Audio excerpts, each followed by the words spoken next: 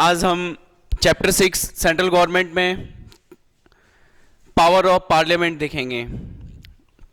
आपको बता दूं मैं, जो हमारा फर्स्ट पार्ट था इस सेंट्रल गवर्नमेंट का, उसमें हमने स्टेट क्या होता है, गवर्नमेंट क्या होती है, गवर्नमेंट के जो ऑर्गन्स हैं, ओके, लेजिस्लेचर, एग्जीक्यूटिव, जुडिशरी, जिसमें से फिर हमने वन बाय वन लेजिस्लेचर को देखा। लेजिस्लेचर में हमने लोकसभा, उसका जो प्रॉपर स्ट्रक्चर है वो देखा, राज्यसभा का स्ट्रक्चर देखा। ओके, आज जो हम देखेंगे उसमें पावर्स ऑफ पार्लियामेंट और separately powers of Lok Sabha and powers of Rajya Sabha देखेंगे। ठीक है, तो स्टार्ट करते हैं पार्लियामेंट की पावर से। फाइन, तो पहली जो पावर है पार्लियामेंट की, ओके, वो है लेजिस्लेटिव पावर।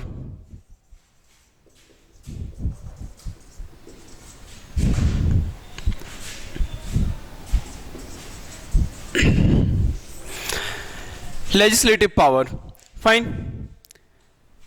लेजिस्लेटिव पावर क्या इंडिकेट करती है? ये इंडिकेट करती है लेजिस्लेशन की तरफ, लॉ मेकिंग की तरफ। ओके, नेशनल लेवल पर लॉ बनाने के लिए हमारी पार्लियामेंट को ऑथराइज्ड किया गया है। जितने भी नेशनल लेवल पर लॉ बनाए जाते हैं वो सभी पार्लियामेंट के द्वारा बनाए जाते हैं। हमारी पार्लियामेंट जो है वो union list plus concurrent list, इन दो सब्जेक्ट्स के ऊपर लॉ फॉर्मेशन का काम करती है। ओके, साथ ही साथ ये जो लॉ बनाए जाते हैं ये सिंपल मेजॉरिटी से पास होते हैं। ओके, पार्लियामेंट के द्वारा बनाए गए लॉज नेशनली अप्लाइड होते हैं। जैसे अभी आप देख रहे हैं नेशनल डिजास्टर मैनेजमेंट एक्ट 2005, पूरे देश में वो लागू है यूनिफॉर्मली। ओके, सेकंड पावर की अगर हम बात करें तो वो है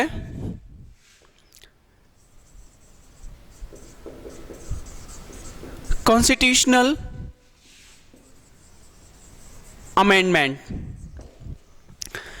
सेकंड पावर रिलेटेड है कॉन्स्टिट्यूशन में अमेंडमेंट करने से। ओके, कॉन्स्टिट्यूशन में अमेंडमेंट करने का जो राइट है वो केवल पार्लियामेंट के पास है।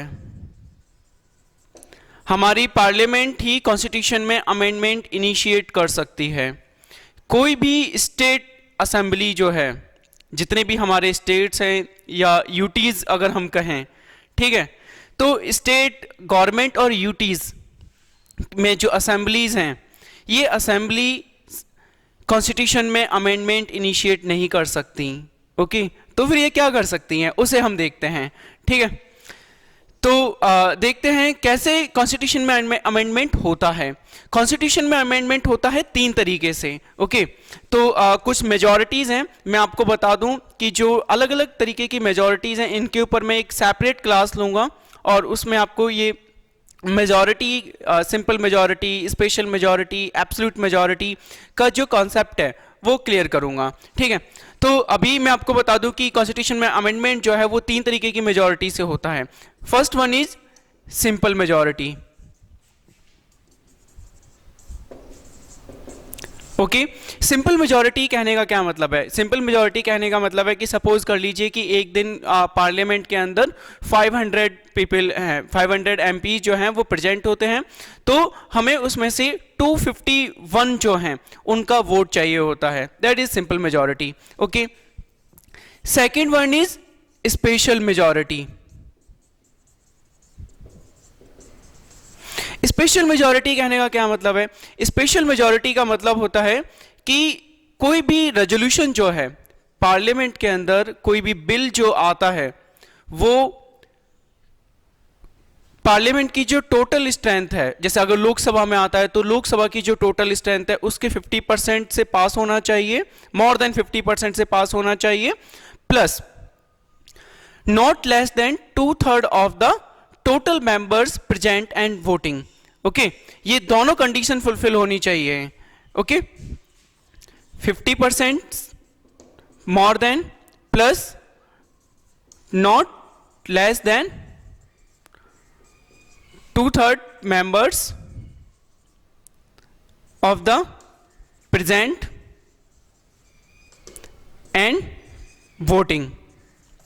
ओके फ्रेंड्स, ये दोनों चीजें आपको क्लियर हुई? मीन्स कि अगर टोटल 500 मेंबर्स हैं तो उन 500 में से नॉट लेस देन 50% जो हैं वो उसको सपोर्ट करने चाहिए, ठीक है, प्लस 500 का 2/3. ओके, ये दोनों ही कंडीशन स्पेशल मेजॉरिटी में फुलफिल होना जरूरी है. Third one, consent of half of the legislatures. ठीक है, मीन्स कि अगर कोई कॉन्स्टिट्यूशनल अमेंडमेंट बिल जो है हमारी पार्लियामेंट पास करती है और पार्लियामेंट से पास होने के बाद उसे हमारे कंट्री के अंदर जितनी भी असेंबलीज हैं, कम से कम हाफ ऑफ द असेंबलीज, अगर हम सपोज करके चलें कि अभी 28 स्टेट्स हैं तो वो 28 स्टेट्स हैं, उनमें असेंबलीज हैं, ओके, तो कम से कम 15 स्टेट्स की जो असेंबलीज हैं जब तक उस बिल को पास नहीं कर देंगी तब तक वो कॉन्स्टिट्यूशनल अमेंडमेंट एक्ट के तौर पर कंसीडर नहीं किया जाएगा. यहां मैं आपको एक छोटी सी बात और बता दूं, कोई भी प्रपोजल जब पार्लियामेंट में आता है तो उसको कहा जाता है बिल. ओके, पार्लियामेंट से पास हो गया, अगर जरूरत असेंबली से पास कराने की है जहां पर राज्यों के भी जो इंटरेस्ट हैं वो सफर हो रहे हैं या कहीं ना कहीं वो भी उन पर भी इंपैक्ट पड़ रहा है, तो वहां से भी पास होना जरूरी है. और ओके, वहां से पास हो जाने के बाद जब वो प्रेसिडेंट के पास जाता है और प्रेसिडेंट जब उसको अपनी कंसेंट देते हैं तो वो बन जाता है एक्ट. ओके, और यहां मैं आपको बता दूं, एक्ट में इस ए का ध्यान रखना है, एक्ट में जो ए आएगा वो कैपिटल ही रहेगा हमेशा, ठीक है. ओके, नेक्स्ट पावर की तरफ चलते हैं.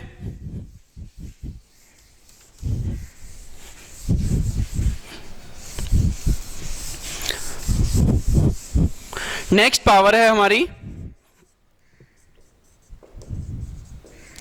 Financial power. Okay, financial power means, ये कहने का क्या मतलब है, हमारे कंट्री के अंदर सेंट्रल गवर्नमेंट के द्वारा जो भी इनकम और जो भी एक्सपेंडिचर किया जाता है, ओके, वो जब तक नहीं किया जाता until and unless parliament pass the budget. Okay, budget के टर्म्स में मींस पार्लियामेंट जो है वो गवर्नमेंट के पर्स को अपनी मुट्ठी में रखती है. ओके, हम एक तरीके से कह सकते हैं. क्लियर? तो फाइनेंशियल पावर बताती है कि बजट जब तक पास नहीं होगा तब तक सेंट्रल गवर्नमेंट जो है वो ना तो कोई इनकम का कहीं से ले सकती है और ना ही कहीं से वो एक्सपेंडिचर कर सकती है.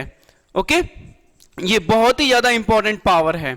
अगर पार्लियामेंट ने बजट पास नहीं किया, ओके, तो 1 अप्रैल से जो हमारा फाइनेंशियल ईयर स्टार्ट होता है, गवर्नमेंट उस दौरान ना तो 1 रुपए का खर्चा कर सकती है, ना ही गवर्नमेंट किसी से भी 1 रुपए का रेवेन्यू ले सकती है इनकम के तौर पर.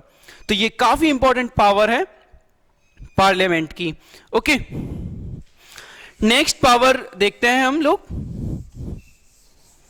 तो आप इन पावर्स को 1 बाय 1 ध्यान से देखते जाइए.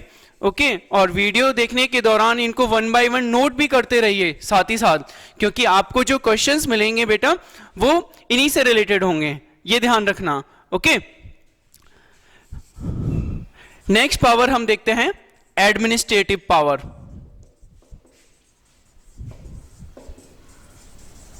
इस पावर को मैं थोड़ा आपको डीप में ले जाके समझाता हूं, ठीक है, कैसे इसको समझते हैं इस एडमिनिस्ट्रेटिव पावर को.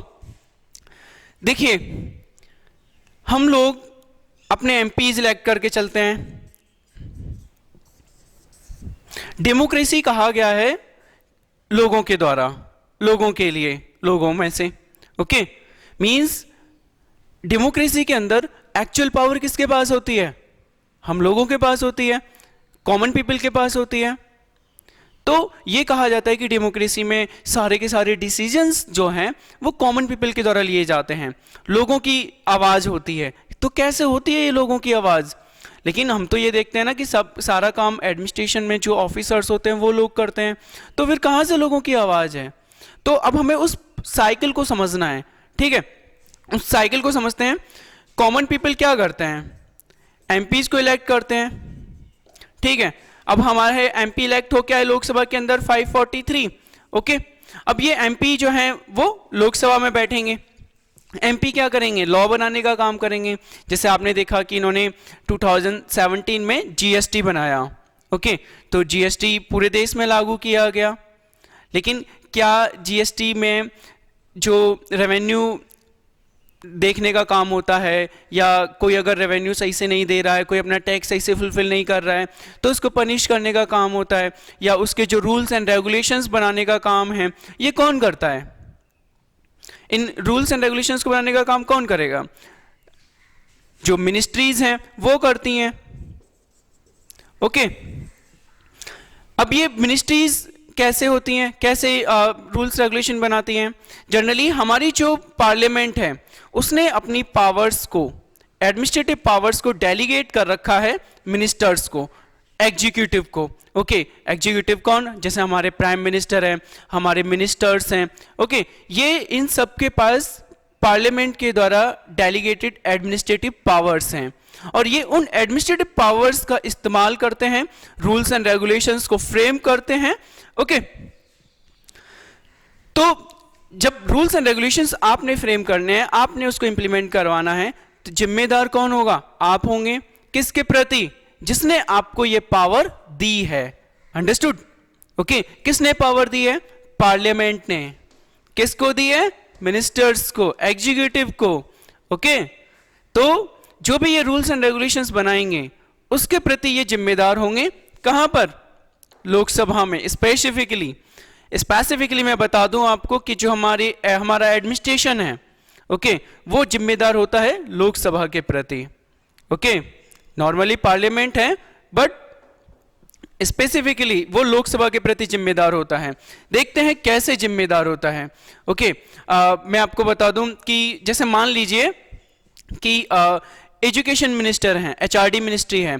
एचआरडी मिनिस्ट्री से किसी, जैसे ये करौली धौलपुर एक पार्लियामेंट्री कॉन्स्टिट्यूएंसी है, यहाँ के जो एमपी हैं, ओके, मनोज राजौरिया, उन्होंने पूछा कि भाई बताइए आप एचआरडी मिनिस्टर से कि आपने कहा है कि हर जिले के अंदर 2-2 केवी खोले जाएंगे, या जो टाउन एरियाज हैं वहाँ पर भी केवी खोले जाएंगे, वहाँ पर भी सेंट्रल गवर्नमेंट की जो एजुकेशन से रिलेटेड पॉलिसीज हैं, या फिर वाटर मिनिस्ट्री से पूछ लिया, वाटर से रिलेटेड पॉलिसीज हैं, ठीक है। तो उनके ऊपर क्वेश्चन किया जाएगा। क्वेश्चन का आंसर कौन देगा? वाटर मिनिस्ट्री देगी कि भाई आपने बताइए मेरे डिस्ट्रिक्ट के अंदर या मेरी जो कॉन्स्टिट्यूएंसी है उसमें वाटर प्रोवाइड कराने के लिए आपने क्या किया, ठीक है।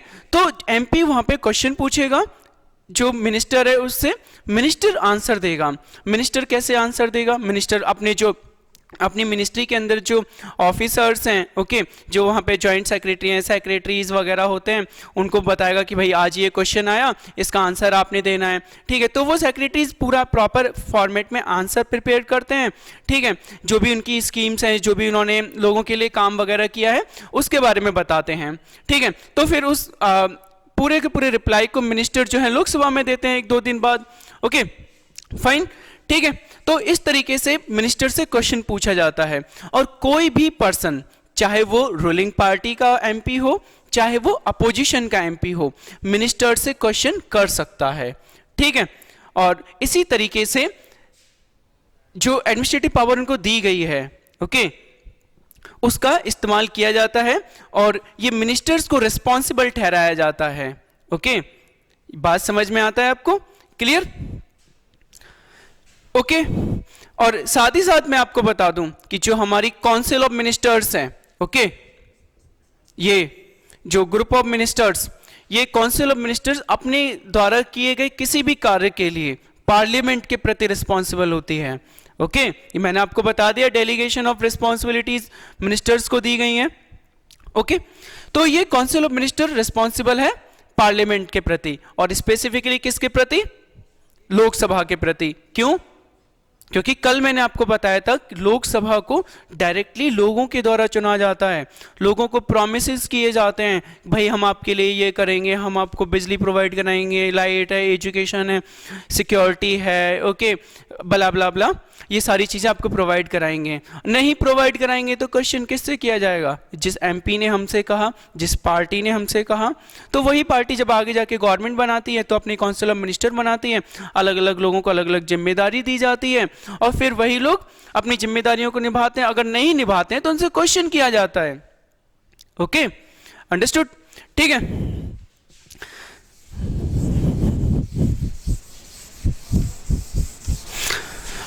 ओके, इसी एडमिनिस्ट्रेटिव पावर में आपको बता दूं कि अगर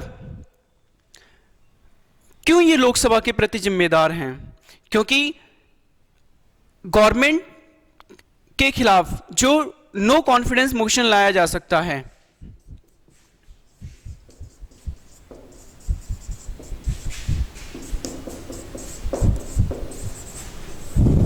मोशन यहां पे कहने का मतलब है मेरा किसी एक रेजोल्यूशन से, ओके, कोई एक प्रस्ताव लाया जाता है।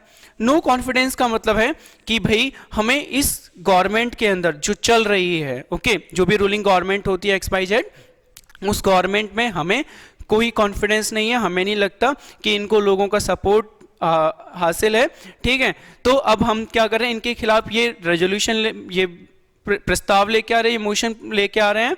ओके, अगर ये नो कॉन्फिडेंस मोशन पास हो गया लोकसभा के अंदर, तो आप मान के चलिए कि गवर्नमेंट का गिरना तय है। ये उनकी मॉरल डिफीट होती है, और इस मॉरल डिफीट हुई तो फिर आपको जो आपकी काउंसिल ऑफ मिनिस्टर्स हैं उसको रिजाइन करना पड़ेगा। अंडरस्टूड? ठीक है, तो एडमिनिस्ट्रेटिव पावर दी तो गई है, लेकिन उनका समझदारी से इस्तेमाल करने के लिए है। ठीक है, ओके। नेक्स्ट आपको मैं बताता हूं electoral power.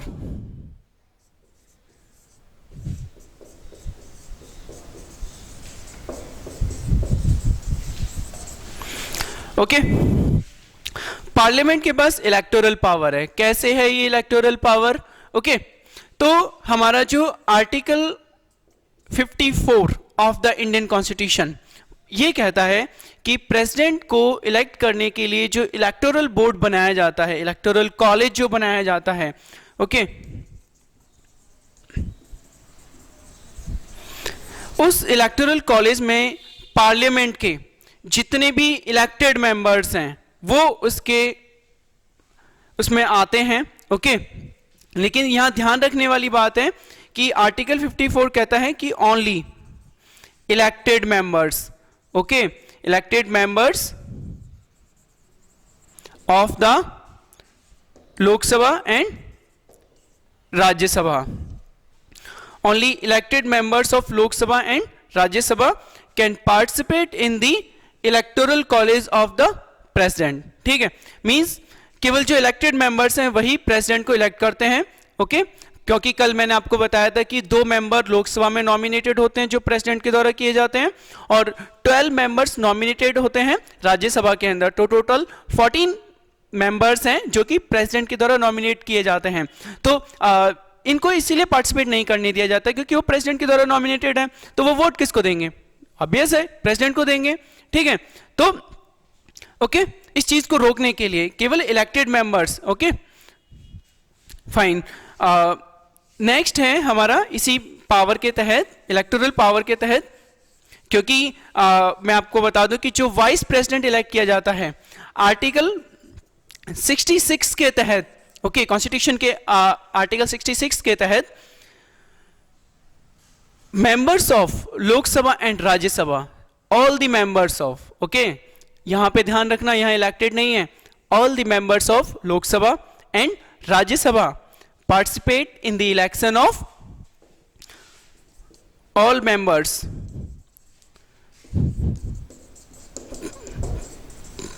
participate in the election of vice president. Okay,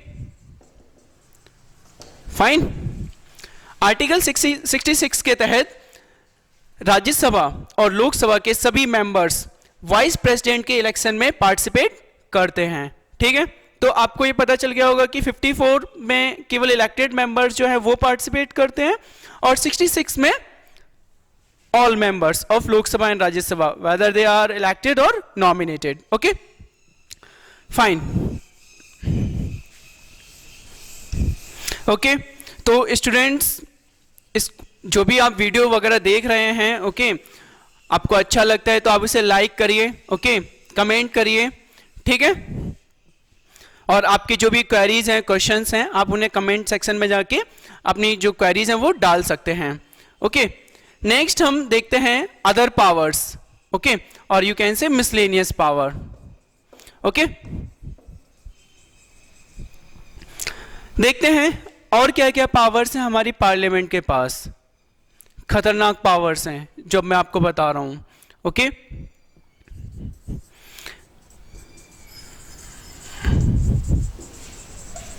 impeachment power, ठीक है, अदर पावर में सबसे पहले हमने ली इम्पीचमेंट की पावर। ओके अब इस इम्पीचमेंट की पावर में मैं आपको बता दूं, थोड़ा यहां पे ध्यान से इसको समझना। ओके अगर हमारे जो प्रेसिडेंट हैं इनको हटाना है हमें, ओके हालांकि आज तक ऐसा नहीं हुआ है किसी प्रेसिडेंट को इस प्रोसेस से हटाया गया हो। ओके तो अगर प्रेसिडेंट को अगर हमें हटाना है, प्रेसिडेंट को हटाने के लिए क्यों हटाएंगे उन्हें, किस इश्यू के ऊपर हटा सकते हैं, केवल एक इश्यू के ऊपर, वो है violation of the constitution.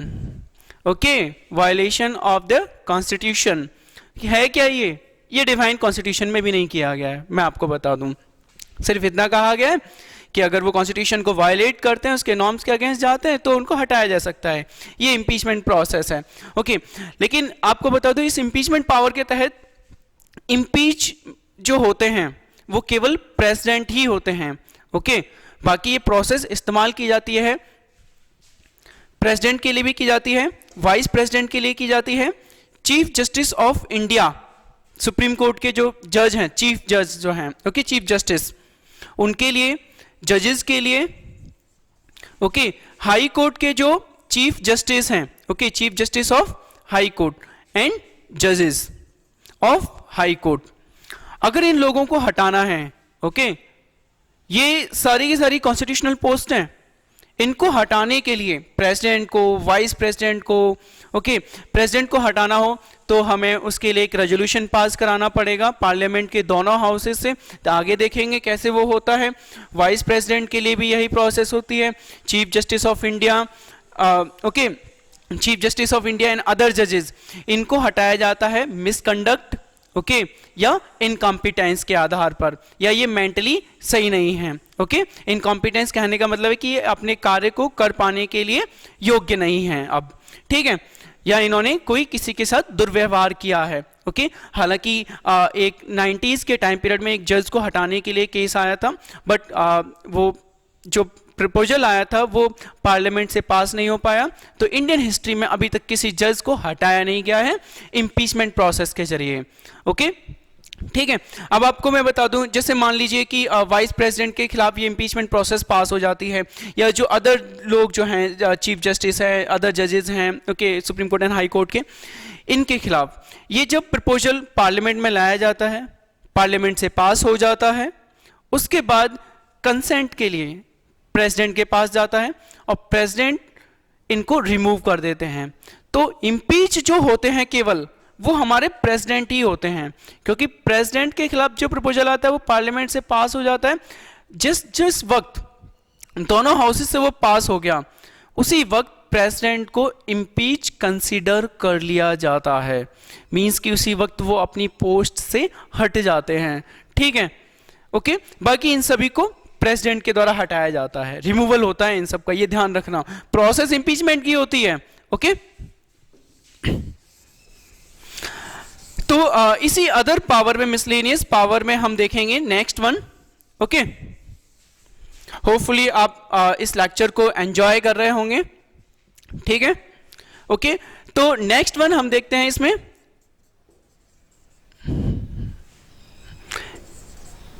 Emergency, आपको पता है लास्ट टाइम कब इमरजेंसी लागू की गई थी कंट्री के अंदर? बताइए। 1975। 1975 में इमरजेंसी को कंट्री में लागू किया गया था।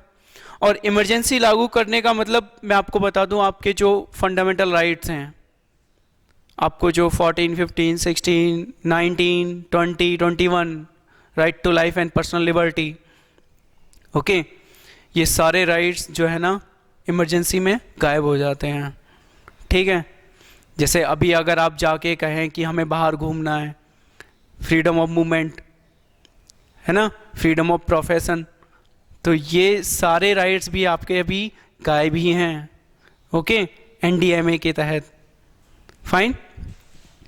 लेकिन इमरजेंसी में भी ये सारे राइट्स गायब हो जाते हैं। तो जब भी प्रेसिडेंट के द्वारा, अभी ये प्रोविजन इमरजेंसी का आगे आएगा तो मैं आपको बताऊंगा डिटेल में, ओके, क्योंकि ये पार्लियामेंट की पावर है, तो मैं आपको बता दूं, प्रेसिडेंट के द्वारा जब इमरजेंसी डिक्लेयर की जाती है, ओके, उस डिक्लेयर्ड इमरजेंसी को पार्लियामेंट को पास करना होता है, ओके, पार्लियामेंट जो है वो पास करती है इसको विद इन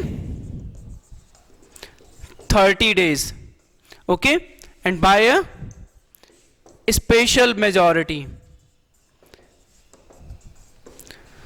पार्लियामेंट के दोनों हाउसेस से इमरजेंसी को विद इन 30 days पास होना पड़ता है विद अ स्पेशल मेजॉरिटी। और ये स्पेशल मेजॉरिटी क्या है? Consent of not less than 50% members of the concerned house and not less than 2/3 members present and voting, okay, means 2/3 लोगों से कम नहीं होना चाहिए सपोर्ट किसी भी कंडीशन में, और 50% मेंबर से कम का सपोर्ट नहीं होना चाहिए। ये दोनों ही कंडीशन फुलफिल होना चाहिए, ठीक है। इन दैट केस इमरजेंसी जो है वो अप्लाई होती है, ओके, पार्लियामेंट के द्वारा पास होने पर। फाइन, ओके, तो स्टूडेंट्स हमने पावर्स ऑफ पार्लियामेंट देखा, ठीक है। तो एक दफा मैं आपको रिवाइज करा देता हूं कि आपने कौन कौन सी पावर्स देखी पार्लियामेंट की। फाइन, हमने लेजिस्लेटिव पावर देखी, ओके, हमने कॉन्स्टिट्यूशनल अमेंडमेंट पावर देखी, हमने एग्जीक्यूटिव पावर देखी, हमने फाइनेंशियल पावर देखी, ओके, हमने इलेक्टोरल पावर देखी, ओके, एंड हमने मिसलेनियस पावर्स। और उस मिसलेनियस पावर्स के तहत हमने एक इम्पीचमेंट प्रोसेस की पावर देखी, दूसरा हमने क्या देखा? इमरजेंसी प्रोविजंस को इंप्लीमेंट करने की पावर, ओके, ठीक है। तो ये सभी पावर्स ऑफ पार्लियामेंट हैं। फाइन, होपफुली आपको समझ में आया होगा, आप एंजॉय कर रहे होंगे ऑनलाइन क्लासेस को लॉकडाउन पीरियड में, ओके। कितना बढ़िया है ना, आप घर पे रह रहे हो और घर पे आपको क्लासेस आ रही हैं। सोचा था कभी आपने? ओके, तो स्टूडेंट्स अब हम देखेंगे सेपरेटली। यहां पे एक क्वेश्चन आता है, आपसे एग्जाम में भी पूछा जाएगा ये, ओके, लास्ट 2 years पहले पूछा भी जा चुका है। आपको ये पूछा जा सकता है कि लोकसभा और राज्यसभा, इनकी सिमिलर पावर कौन सी हैं और इनकी डिफरेंट पावर्स कौन सी हैं। ये क्वेश्चन आपसे पूछा जा सकता है। तो मैं आपको एक दफ़ा बता देता हूं कि दोनों ही हाउसेस में कौन कौन सी पावर्स में सिमिलैरिटी है और दोनों ही हाउसेस में कौन सी ऐसी पावर्स हैं जो डिफरेंट हैं, ओके। तो पहले हम देखेंगे सिमिलर पावर्स को, okay. Similar powers of Lok Sabha and Rajya Sabha, okay, ठीक है भाई। फाइन, तो अब लेकिन आपको मैं बता दूं हमारी हेडिंग्स जो है वो नॉर्मली सेम रहेंगी।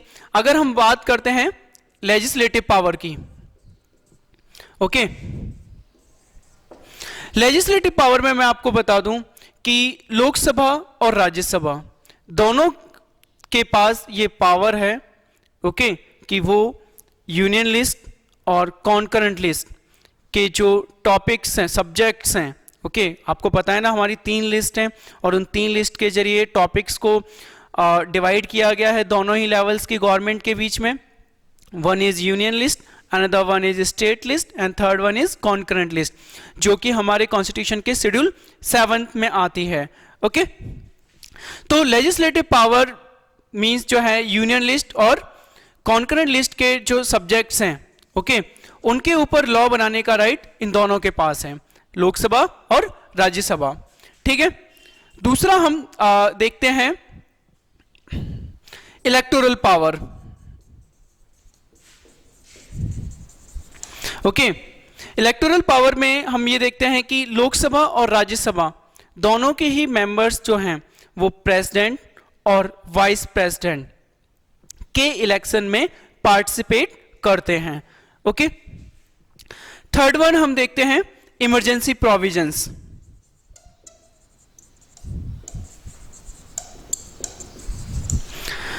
इमरजेंसी अगर प्रेसिडेंट के द्वारा अप्लाई की जाती है तो उसको दोनों ही हाउसेस से, ओके, दोनों ही हाउसेस से इक्वली बाय स्पेशल मेजॉरिटी पास कराना मैंडेटरी है। Okay, with in 30 days. तो यहां पर भी इन दोनों हाउसेस की पावर सिमिलर हैं। Okay, impeachment process. Okay, impeachment process की अगर हम बात करते हैं तो जैसे प्रेसिडेंट का इंपीचमेंट है, चीफ जस्टिस का इंपीचमेंट है, अदर जजेस का इंपीचमेंट है। ओके, इनको हटाने के मामले में भी दोनों ही हाउसेस की पावर मोर और लेस सिमिलर है।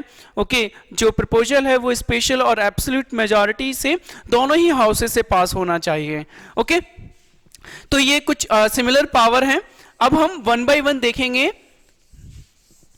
Different power. ओके, कुछ डिफरेंस देखते हैं।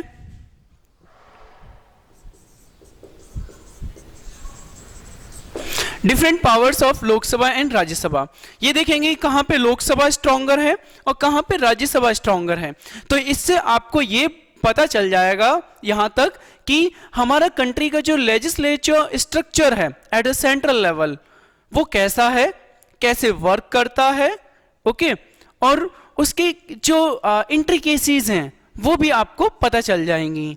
ठीक है, तो डिफरेंट पावर्स की अगर हम बात करें तो पहली अगर मैं लूं एग्जीक्यूटिव पावर, जिसे मैंने आपको एडमिनिस्ट्रेटिव पावर के तौर पर समझाया था। ओके, एग्जीक्यूटिव या फिर एडमिनिस्ट्रेटिव पावर अगर हम कहें, ओके, तो एग्जीक्यूटिव ये पावर में मैंने आपको बताया था कि हमारी जो पार्लियामेंट है वो एग्जीक्यूटिव जो है हमारी काउंसिल ऑफ मिनिस्टर्स, ओके, उसको कुछ रिस्पॉन्सिबिलिटीज या पावर्स डेलीगेट करती है और वो रूल्स एंड रेगुलेशंस बनाते हैं और इस देश को चलाते हैं अपनी अलग अलग मिनिस्ट्रीज के तहत। ओके, जैसे एचआरडी मिनिस्ट्री है, वाटर मिनिस्ट्री है, साइंस एंड टेक्नोलॉजी मिनिस्ट्री है, हेल्थ मिनिस्ट्री है। ओके, हेल्थ मिनिस्ट्री जो है जैसे पीपीई किट्स मंगा रही है, मास्क मंगा रही है, वेंटिलेटर्स का अरेंजमेंट कर रही है। तो ये सब कैसे कर रहे हैं? ये सब के लिए पैसा चाहिए ना इनको। वो पैसा कहाँ से आता है? वो पैसा इनको दिया गया है किसके द्वारा? पार्लियामेंट के द्वारा। बताया था ना मैंने आपको फाइनेंशियल पावर में। ठीक है, तो अब जब पैसा देगा कोई इंसान तो फिर क्वेश्चन भी करेगा ना। ठीक है, फाइन। तो ओके, तो ये एग्जीक्यूटिव एडमिनिस्ट्रेटिव पावर है। इसमें मैं आपको बता दूं कि जो हमारी काउंसिल ऑफ मिनिस्टर है, ओके, उससे लोकसभा एंड राज्यसभा दोनों ही जगह पे क्वेश्चन पूछा जा सकता है। लोकसभा में भी पूछा जा सकता है, राज्यसभा में भी। कैसे पूछता है क्वेश्चन? देखिए मैं आपको बताता हूं। लोकसभा या राज्यसभा का कोई भी एमपी जो मिनिस्टर्स हैं उनसे क्वेश्चन कर सकता है। ठीक है, उनसे सप्लीमेंट्री क्वेश्चन कर सकता है। जैसे पूछ लिया भाई कि बताइए कि आपने इस बीमारी का जो लॉकडाउन किया, ओके, लॉकडाउन से पहले आपने क्या क्या स्टेप्स उठाए। ठीक है, दूसरी बात, लॉकडाउन के दौरान आपने जो गरीब लोग हैं उनको रिलीफ प्रोवाइड कराने के लिए क्या क्या स्टेप्स उठाए। ओके, आपने कितनी ट्रांसपेरेंसी बरती। ठीक है, तो ये इस तरीके के क्वेश्चंस जो हैं वो लोकसभा और राज्यसभा के दोनों ही मेंबर्स पूछ सकते हैं, मैं आपको बता दूं। फाइन, ओके, लेकिन एक मैंने आपको बताया था नो कॉन्फिडेंस मोशन। ये नो कॉन्फिडेंस मोशन जो है वो कहां लाया जा सकता है? ये केवल और केवल लोकसभा में ही लाया जा सकता है। इसका मतलब ये है अगर ये नो कॉन्फिडेंस मोशन लाया गया और ये पास हो जाता है, ओके, तो सरकार की ये डिफीट होती है। जो भी रूलिंग पार्टी है जो रूल कर रही होती है उसकी ये डिफीट होती है और उसे गवर्नमेंट से रिजाइन करना पड़ता है। ठीक है, जो भी पीएम है या जो उनके मिनिस्टर्स हैं सबको मिलके ओके रिजाइन करना पड़ता है। आप पीएम और जो मिनिस्टर्स उनको ऐसे समझ सकते हैं, एक 4 व्हीलर है ओके, और पीएम उसके एक्सल हैं ओके, नीचे जो एक्सल होता है जिससे पहिए वगैरह जुड़े हुए होते हैं, अगर वो एक्सल टूट गया तो सब गए, ठीक है। तो ये नो कॉन्फिडेंस मोशन ऐसी स्थिति ला देता है, ठीक है। तो ये नो कॉन्फिडेंस मोशन कहां से पास होगा? केवल लोकसभा से, और वहीं ये लाया जा सकता है, राज्यसभा में नहीं लाया जा सकता। तो इसीलिए यहां पे राज्यसभा जो है लोकसभा के कंपैरिजन में वीकर है ओके। ये क्वेश्चन पूछ सकते हैं, बट इनके पास ये पावर नहीं है कि ये सरकार को हटा दें ओके। क्यों? क्योंकि राज्यसभा के जो मेंबर्स हैं इनको लोगों ने नहीं चुना है, लोकसभा के मेंबर्स को चुना है। इनकी डायरेक्ट रिस्पॉन्सिबिलिटी है लोगों के प्रति, ठीक है ओके। तो एग्जीक्यूटिव पावर के मामले में Lok Sabha is more powerful than Rajya Sabha okay fine. Next power देखते हैं जहां पर लोकसभा जो है वो ज्यादा मजबूत है बजाय राज्यसभा के। Financial power okay, financial power की अगर हम बात करें तो कल मैंने आपको बताया था कि जो मनी बिल है ओके, मनी बिल को कहां इंट्रोड्यूस कराया जा सकता है? अंडर आर्टिकल 109, अंडर आर्टिकल 109 के तहत मनी बिल को केवल और केवल लोकसभा में ही इंट्रोड्यूस कराया जाएगा ओके। और लोकसभा से पास हो जाने के बाद वो दूसरे हाउस में जाएगा, राज्यसभा में। राज्यसभा को उसे विद इन 14 डेज के अंदर पास करना पड़ेगा। अगर वो 14 डेज में पास नहीं करती है okay, plus Rajya Sabha money bill को रिजेक्ट नहीं कर सकती है, केवल वो सजेशन दे सकती है कि भाई आप इसमें ऐसा कर लो, ऐसा कर लो, ठीक है, ये प्रोविजन हटा दो, केवल सजेशन दे सकती है, हटा भी नहीं सकती है वो, ठीक है। आफ्टर 14 डेज जिस कंडीशन में जिन प्रोविजंस के साथ लोकसभा ने पास किया, उन्हीं प्रोविजंस के साथ वो पास कंसीडर किया जाएगा, ठीक है।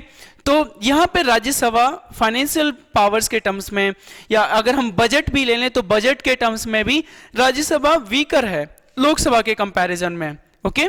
तो फाइनेंशियल पावर लोकसभा के पास ज्यादा है, राज्यसभा के पास कम है okay fine okay.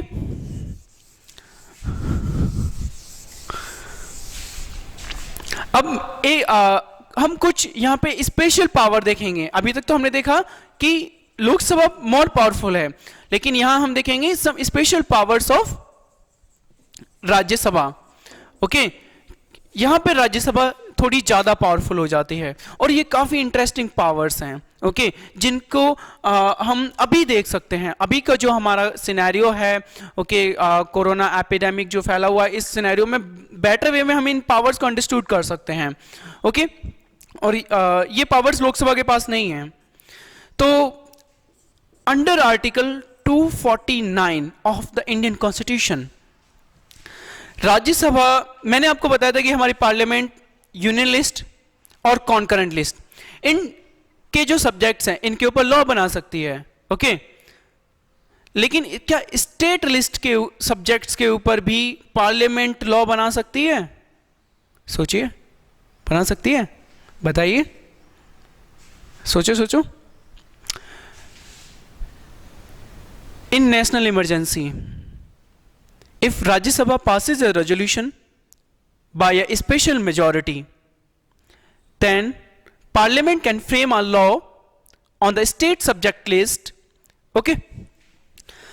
Under Article 249 के तहत राज्य सभा अगर एक रेजोल्यूशन को पास करती है स्पेशल मेजॉरिटी से, तो हमारी पार्लियामेंट जो है पार्लियामेंट स्टेट लिस्ट के स्टेट सब्जेक्ट्स के ऊपर नेशनल इमरजेंसी की कंडीशंस में लॉ फ्रेम कर सकती है ओके। बट वो प्रपोजल राज्यसभा से स्पेशल मेजॉरिटी से पास होना चाहिए और फिर लोकसभा से सिंपल मेजॉरिटी से। अंडरस्टूड? लोकसभा केवल उसे सिंपल मेजॉरिटी से पास कर दे, लेकिन प्रपोजल आएगा कहाँ, राज्यसभा में। पास सबसे स्पेशल मेजॉरिटी से कहाँ से होगा, राज्यसभा से। फिर लोकसभा क्या करेगी, सिंपल मेजॉरिटी से अप्रूव कर देगी। ओके, क्यों राज्यसभा को इतनी इंपॉर्टेंस दी गई इसमें, मैंने आपको प्रीवियस क्लास में बताया था कि राज्यसभा को कहा जाता है काउंसिल ऑफ स्टेट्स, और यहाँ पे आप किसके ऊपर लॉ बना रहे हैं, स्टेट सब्जेक्ट के ऊपर। ठीक है, तो आपको किसका परमिशन चाहिए होगा, राज्यसभा का, स्टेट्स का। स्टेट्स का परमिशन कहाँ से मिलेगा, राज्यसभा से। ओके, तो फाइन, ठीक है। तो अभी अगर सेंट्रल गवर्नमेंट को किसी भी स्टेट सब्जेक्ट्स के ऊपर लॉ बनाने की जरूरत पड़ती है, तो किस आर्टिकल के तहत वो लॉ बना सकती है, अंडर आर्टिकल 249। ओके, और आप इस आर्टिकल को आसानी से याद रख सकते हो, 1 लेस देन 250। ठीक है, दूसरी स्पेशल पावर क्या है राज्यसभा की, ये बहुत ही अच्छी पावर है, मैं आपको बता दूं, बहुत काफी इंटरेस्टिंग है, और ये भी अभी चल रही है। ओके, अंडर आर्टिकल 312, ओके, 312 के तहत अगर सेंट्रल गवर्नमेंट ये चाहती है कि एक नई ऑल इंडिया सर्विस बनाई जाए, okay, all India service, all India service अगर बनाई जाए, तो वो कैसे बनाई जाए, होती क्या है all India service, all India service का मतलब है जैसे हमारी IAS है, okay, Indian administrative services, IPS, Indian police service, IFS, Indian forest service. Okay, हमारे देश के अंदर केवल 3 ही ऑल इंडिया सर्विसेज हैं, IAS, IPS and Indian forest service. इनको ऑल इंडिया सर्विस क्यों कहा गया है, क्योंकि इन लोगों को सेंट्रल गवर्नमेंट के द्वारा रिक्रूट किया जाता है। सेंट्रल गवर्नमेंट में एक एजेंसी है, यूनियन पब्लिक सर्विस कमीशन, ठीक है, वो UPSC जो है इनको रिक्रूट करती है और इनको वर्क करने के लिए भेज दिया जाता है स्टेट्स में।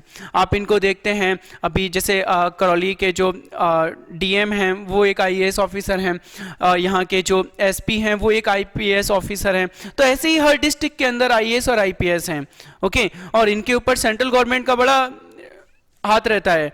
ठीक है, ओके, तो अगर सेंट्रल गवर्नमेंट ये चाहती है कि हमें एक नई ऑल इंडिया सर्विस क्रिएट करनी है, तो उसके लिए उसे राज्यसभा से एक स्पेशल मेजॉरिटी से रेजोल्यूशन पास करना पड़ेगा अंडर आर्टिकल 312 के तहत। ओके, और सेंट्रल गवर्नमेंट एक नई ऑल इंडिया सर्विस बना सकती है। हालांकि मैं आपको बता दूं, अभी बात चल रही है ऑल इंडिया जुडिशियल सर्विस को फ्रेम करने के ऊपर। ओके, जैसे अभी तो आप ये देखते हैं कि जो डिस्ट्रिक्ट जज वगैरह होते हैं, इनकी रिक्रूटमेंट स्टेट के लेवल पर होती है।